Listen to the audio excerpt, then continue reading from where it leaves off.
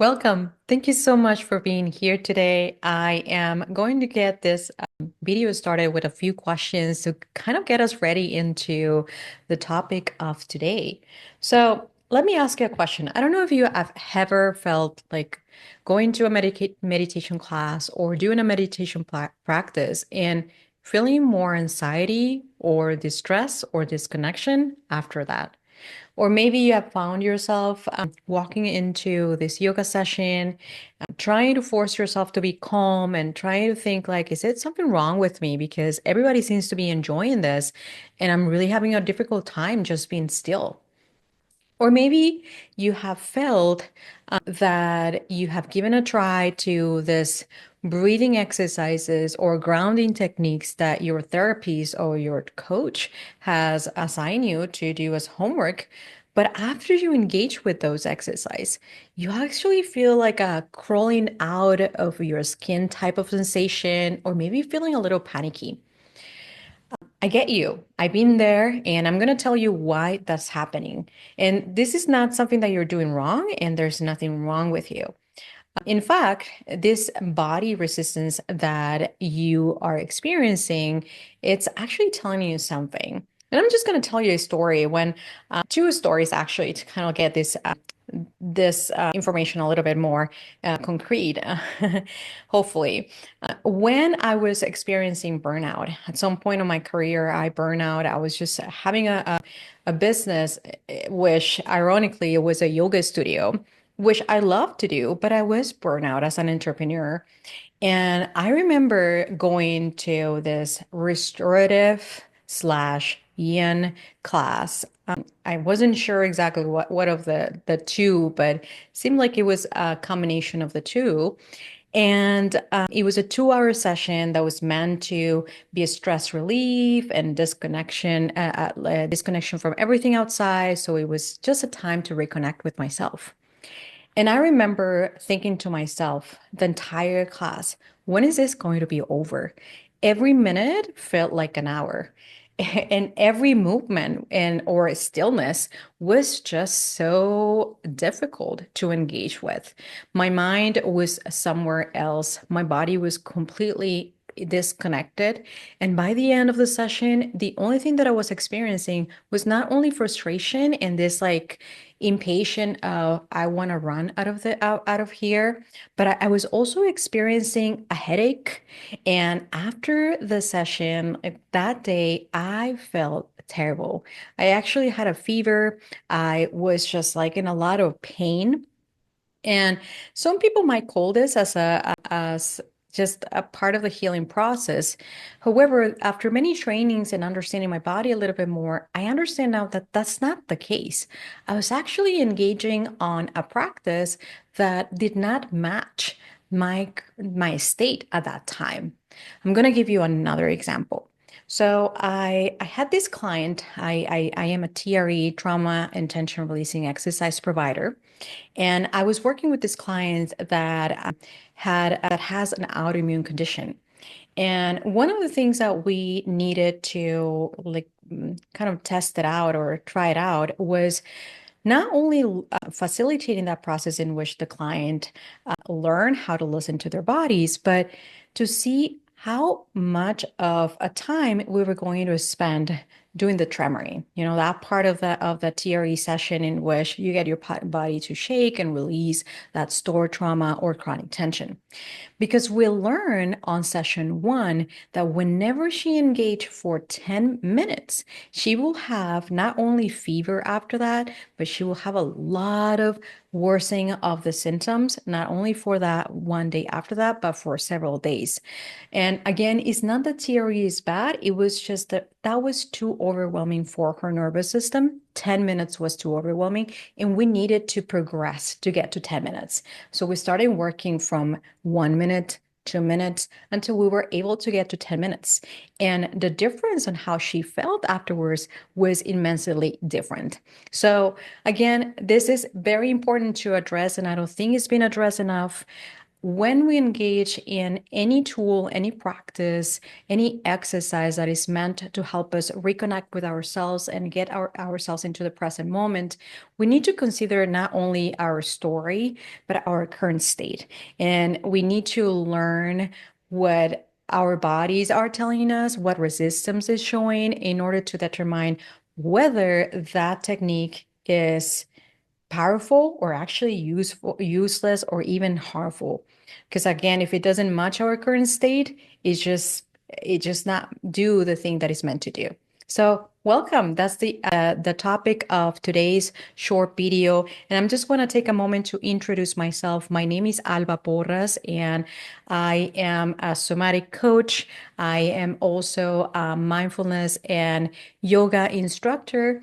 And I am a nervous system informed practitioner. So I love talking about the nervous system, and all the videos that you're going to find from me in this space are offered from the lens of the nervous system, because from what I have learned, looking at behavior, looking at actions, looking at thoughts, looking at everything through the lens of the nervous system not only makes a lot of sense, but it actually helps you address things more effectively and assertively. So welcome to the Embodiment Lab. This is a space designed for you to offer practical tools and information to get you out of that survival mode. And if you haven't had the chance to listen to episode 1, where I tell you about what survival mode is, what your nervous system is meant to do, and how it is connected to your health, physical, emotional, and mental health, I invite you to go there and listen to it. It's also going to help you understand a little bit more the information that I'm going to share with you today. So, going back to this idea of finding the tool that matches our nervous system, and I always say it on my yoga classes, it's not about you adjusting to the posture and looking like everybody else or like how the teacher looks like. Rather, is the posture, the yoga posture needs to adjust to you, to your body, to the state of your body, to where you are at this very moment. It applies the same concept applies to nervous system regulation practices, somatic practices, grounding techniques, mindfulness, and meditation practices. So I'm going to briefly tell you how you can recognize when you're doing the right practice and when you're not, and how can you determine what's the best practice for you to do at any given time. And again, this is not a sign. This is actually an art, an art that requires attunement to your body, and also the art of timing, because a practice that might work for you right now or worked for you in the past but might not work for you right now. So really like engaging in this dance of the art of timing and the art of attuning to yourself and to your needs. So let's begin with that idea. So no one size fits all, and it all depends on the timing and your current state of your nervous system. So looking at through the lens of the nervous system, every time you engage in a practice, let's say you want to ask yourself, how am I feeling right now? Like maybe even giving yourself a scale from the scale of 1 to 10, and 1 being like, let's look at the mind, for example. In the 1, my mind is spaced out, is completely shut down and disconnected. I feel like sluggish, like in my mind is just like not processing anything, like that brain fog. And 10, my mind is going nuts, ruminating, just worrying, catastrophizing. So where am I on that scale? 5, the middle, is I'm feeling just right.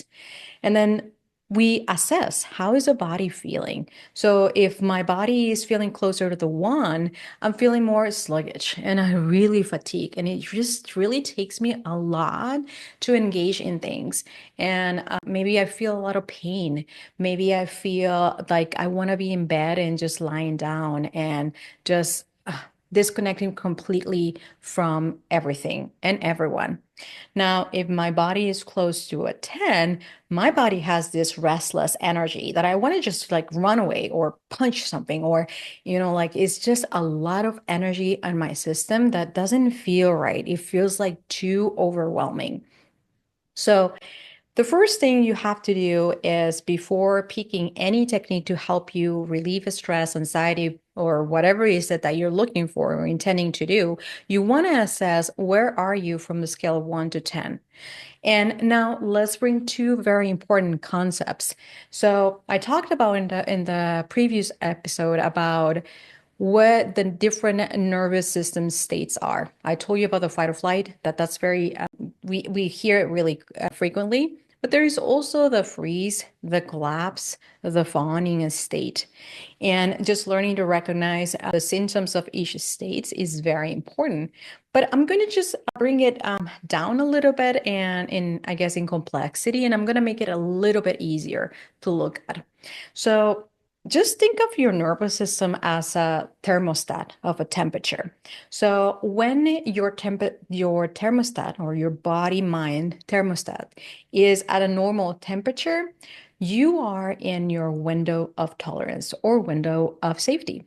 The window of tolerance or safety is this ventral vagal state of your nervous system in which you feel safe, in which you feel that you can trust yourself, you can trust other, you feel that you're connected to, your intuition, you can focus. Your body feels like alert, but like soft, like not hyper vigilant.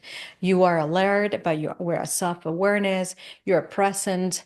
You're able to make decisions, and you just feel good. And it's just right. And if we look at it at the scale that I was telling you about, from 1 to 10, you're right at 5. Now, if we're looking at the nervous system as this body-mind thermostat, if you were to have fever, let's say you are sick and you get fever, that's when your body, your nervous system goes into the hyperactivation zone. This is where the mobilized energy is residing. This is where the fight or flight nervous system responses reside.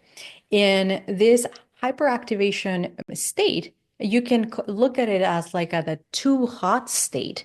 This is where your body's alarm system is screaming at full volume. Everything is urgent. Your muscles are tense, your mind is racing, and it's just everything seems to like, I need to address it as of now. Now, understanding this is very important because when you are in a too hot state, you wouldn't like if you have fever, you're too hot, you wouldn't bring a hot pad to bring the temperature down. On the contrary, you will bring a cooling pad to bring the temperature back to normal. It's exactly the same thing you would do with those exercises or practices that you engage in. You will do a type of practice that will get you down into that ventral vagal state that bring the energy down into the system so you begin feeling safe again. And what does that mean? We need to discharge the energy and create safety. This can look like grounding exercise. This can look like rhythmic moving, shaking. This can look like breathing practices that emphasize on the exhalation.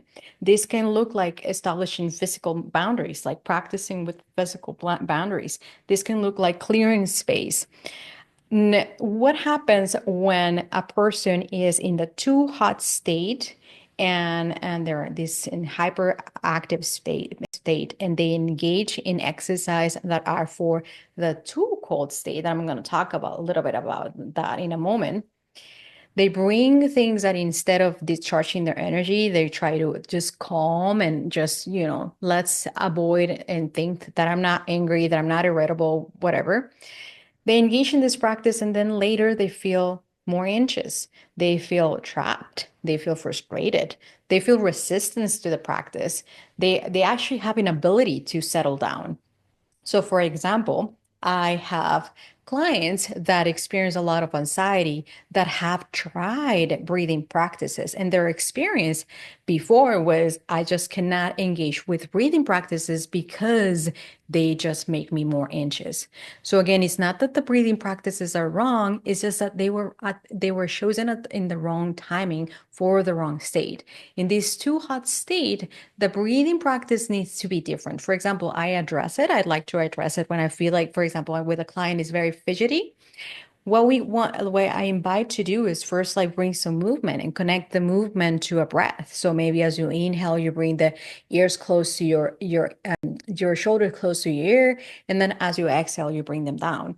And then as the client engages with some sort of movement and then connects to the breath, then it becomes easier to eventually transition to stillness. And again, this is a gradual practice. Maybe we don't transition to a stillness at all until the nervous system has the capacity for a stillness, because this is one thing that we want to understand, that when the nervous system has learned to be in survival mode and is in this overprotective and overworked mode, chaos and busyness and like go, go, go, go, go, go is the safe mode.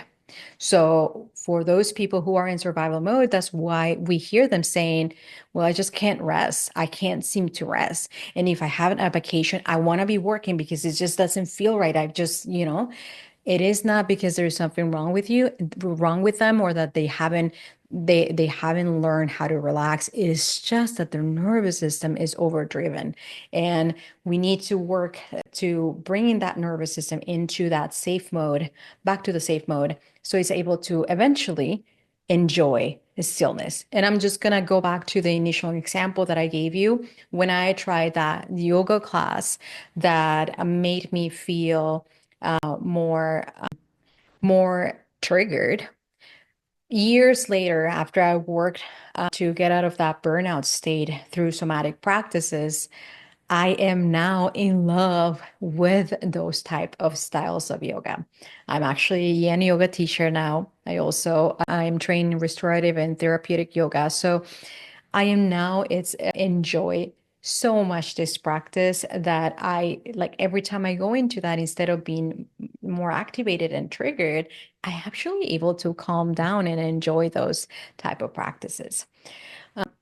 So now let's look at the other end of this body mind thermostat. So I told you this is scale of 1 to 10. Now, if we look at when our mind or body is closer to a 1, this is when, if you want to look at it as like fever, and then the other end hypothermic, this is a too cold state of the nervous system. This is where your nervous system actually essentially goes into power save mode or hibernation. Everything feels so distant. Your body feels heavy and numb, and maybe there's no motivation, there's no energy. It's just everything is just like so heavy. So in the too cold state, again, it wouldn't make sense to bring cold water to bring us out of the too cold state, because that's going to actually make us more cold, more dissociated, more disconnected. What we need to do here instead is that we want to mobilize energy and create engagement with the system. Sometimes this can look like actually social engagement, going and hugging your pet, going and hugging your partner, like bringing some type of like let me reach out to my best friend and talk to my best friend. Because social engagement, that this co-regulation is fundamentally important for our nervous system health. It can look like gentle movement, kind of begin waking up that body that seems to be asleep. It can look like massaging. Self massage is crucial. It can like turning up the volume of the sensations of our bodies.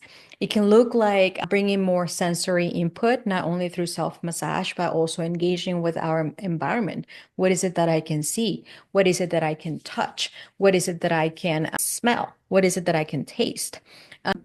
So again, we want to bring that energy up in the system. When we were in the too cold, hot state, we wanted to discharge the energy and, bring the energy down into that window of regulation. When we are in too cold state, we want to bring the energy up so we can like kind of like turn the switch of our bodies and begin to feel again. Now, we know that we're not in the right tool or the right practice when we actually feel more shut down or more exhausted or more overwhelmed or a deeper withdrawal, or it's like just some shame, there's exhaustion. Sometimes you might feel like tired after that, and you realize, oh, for example, for people that usually feel not rested after a full night's sleep because they experience chronic pain, this type of exercises might make them feel actually more too relaxed, that they feel like they're ready for a nap. So this is actually not bad. This is just the body finally able to relax and go into a restful mode. However, the difference is that if you feel exhausted to the point that you're like, so it's just so heavy to move and just like feel so disconnected, that's when we engage when the wrong practice. So again, there's nothing wrong with you. You're not doing anything wrong. It's just that the practice that sometimes we are given or that we engage with might not be the best practice to do for that moment, and that matches the current state of the nervous system. So even if it's the right tool at the wrong time makes it a wrong tool. So it's about, like, developing this not only self-awareness, but understanding that we want to like give it a try to different like techniques and practices and see what works for us depending on where we are. Sometimes something might work for us today, sometimes it won't. And again, the thing about regulating the nervous system and trying to find safety and calmness in our bodies is not about being calm all the time. And now I don't feel any emotions anymore. I'm just calm, I'm all zen all the time. Not at all.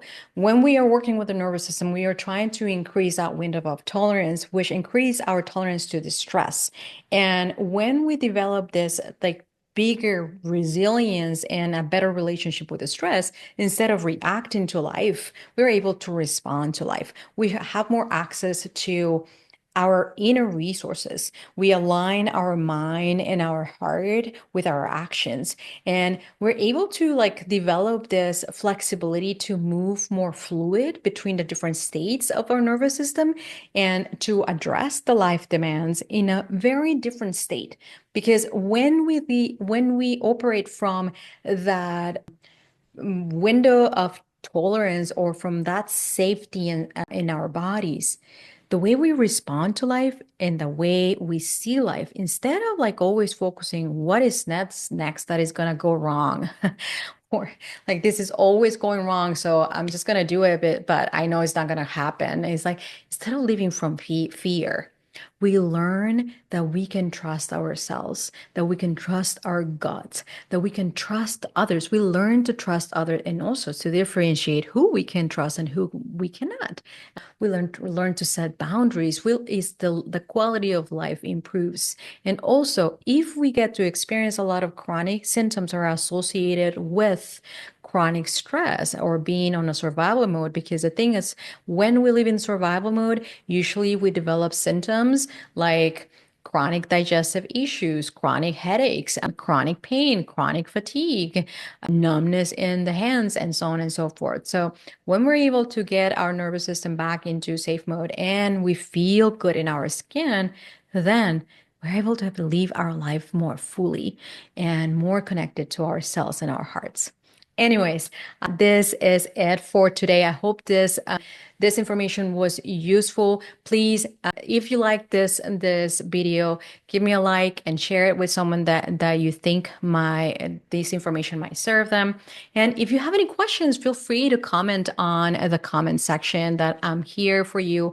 I love talking about this and just offering the tools that can help to just get closer to ourselves and our body. So thank you again for listening and for being here. And yeah, don't forget to subscribe, as I will continue to share insights, information, and also practical tools to regulate your nervous system, to relieve stress and anxiety, and so on and so forth. As the weeks go by and I start getting more videos up, you will find some of these resources for the too hot state or the too cold state. So I hope you enjoy them. Have a wonderful rest of your day, and I'll see you on the next one.